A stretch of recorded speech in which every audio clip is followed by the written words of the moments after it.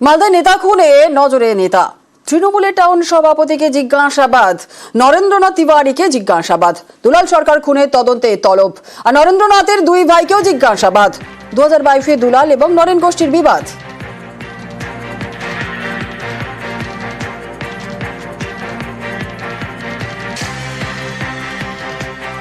কে কে এসছে? আমি এসছি, দাদা এসছে। এই দুলাল সরকার খুনের সাথে না, কতটা আমি কি বলতে পারবো না, এটা আমি তো জানি না, আমি রাজনীতি করি না, রাজনীতি সম্বন্ধে কিছু জানি না। আর এগুলোর মধ্যে আমাদের বাড়ি কেউ নাই।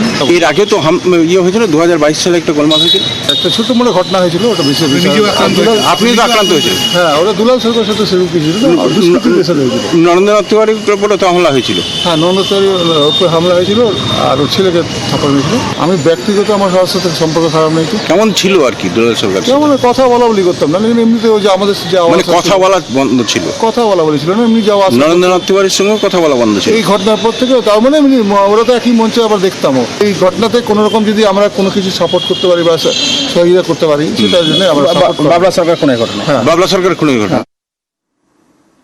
খুনের মোটিভ নিয়ে দুলাল সরকারের স্ত্রী চৈতালি সরকার ঠিক কি বলেছিলেন একবার শুনে নেব। ভালো পদ পেতেন দলে, এরকম কিছু আপনার? এরকম একটা সম্ভাবনা ছিল, দলের থেকেই আমরা খবর পেয়েছিলাম, সেটাও তাদের একটা জ্বালার কারণ। এছাড়া আমি অন্য কোনো মোটিভ খুঁজে পাচ্ছি না। সোনারপুরে